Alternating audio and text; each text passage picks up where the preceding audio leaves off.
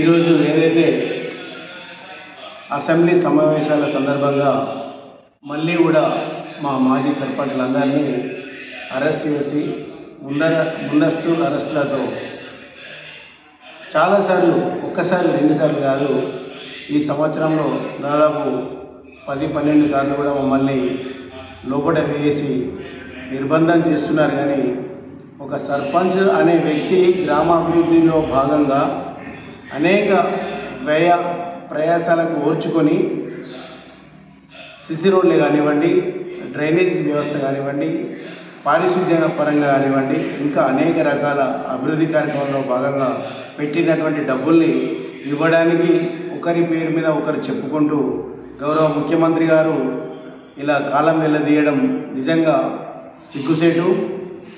గౌరవ మంత్రివర్యులు శ్రీమతి సీతక్క గారు పంచాయతీరాజ్ శాఖ మంత్రులు, వారు బాగా విజ్ఞులు. వారు కూడా ఒక 4-5 సార్లు ఎమ్మెల్యేగా గెలిచి ఇప్పుడు మంత్రిగా వారు చక్కగా వారి యొక్క కార్యక్రమాన్ని నిర్వహిస్తున్నారు. దయచేసి ఈ పార్లమెంటు సమావేశాలు అయిపోకముందే మాకు రావాల్సిన బకాయిలన్నిటి కూడా ఇచ్చినట్లయితే మీకు మంచి పేరు వస్తుంది సార్. దయచేసి ఎవరో కేసీఆర్ ఉన్నప్పుడే ఇచ్చే ఉండే, హరీష్ రావు మంత్రి ఉన్నప్పుడే సంతకం పెడితే అయిపోతుండే అనే ఇంటి సాకులు చెప్పకుండా మాకు కూడా ఒక ఫ్యామిలీ ఉంది, మాకు కూడా కుటుంబం ఉంది. మళ్ళీ క్షేత్రస్థాయిలో మీరు పెట్టబోయేటువంటి కొత్తగా పెట్టబోయే పంచాయతీరాజ్ ఎలక్షన్లలో కానీ ఇంకొక దానిలో కానీ అభ్యర్థులు నిలబడాలంటే మరి భయపడతారు. దయచేసి అలా కాకుండా మేము కూడా మనుషులమే, మేము కూడా అక్కడ ఇక్కడ అప్పులు తీసుకొచ్చి ఈ యొక్క పనులను చేయడం జరిగింది.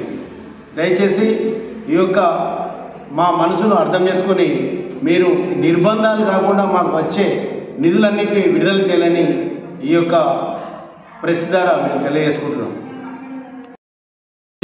మా సర్పంచులు పెట్టిన బిల్లులు దాదాపు సంవత్సరం నుండి ఎక్కువనే అవుతున్నాయి సార్. ఇవి ఆ యొక్క చెక్కుల వివరాలు 28/6/2024 ఈ చెక్కు డ్రాఫ్ట్ సంబంధిత ప్రభుత్వ అధికారి చేతిలో పెట్టడం జరిగింది. మరి వారిని అడిగితే డబ్బులు రాలేదు సార్, మేము ఏం చేద్దామంటారు.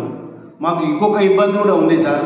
ఏమంటే ఈ మార్చి లోపటికి డబ్బులు పడనట్టయితే మళ్ళీ ఈ యొక్క కార్యక్రమం అంతా రిపీట్ చేయాలి. మళ్ళా కొత్తగా ఈ యొక్క ఫండ్స్ రావాలంటే కొత్తగా మళ్ళీ చెక్కులు రిపీట్ చేయాలా, చెక్ జనరేట్ చేయాలా, మళ్ళీ మేము ఆఫీసులో చుట్టూ తిరగాలి సార్. దయచేసి చెప్తున్నాం సార్, మమ్మల్ని మీరు డిమాండ్ కాదు ఒక ప్రేమతోటే అనుకోని ఇంకో రకంగా అనుకోని కానీ మాకు రావాల్సిన నిధులన్నింటినీ కూడా తెలంగాణ వ్యాప్తంగా ఉన్న మా మాజీ సర్పంచుల బిల్లులన్నీ వేస్తారని, ఈ అసెంబ్లీ సమావేశాలు, పార్లమెంటు సమావేశాలు ఇలాంటి ఏవి కాకుండా మాకు ఇచ్చే పైసలు ఇవ్వమని కోరుతున్నాం సార్. ఎందుకంటే మీరు పెద్దలు కాబట్టి ఆ యొక్క సభలో ఈ యొక్క అంశాలు మీ దృష్టికి కంపల్సరీగా వస్తాయని అనుకుంటున్నాం సార్. దయచేసి వచ్చిన తడవే మిమ్మల్ని ఈ ప్రశ్న లేవనెత్తకున్న గౌరవంగా మీరే ఈ యొక్క బిల్లులను ఇవ్వడానికి గ్రీన్ సిగ్నల్ ఇవ్వాల్సిందిగా గౌరవ ముఖ్యమంత్రిని సంబంధిత మంత్రివర్యులను కోరుకుంటున్నాం. జై హింద్.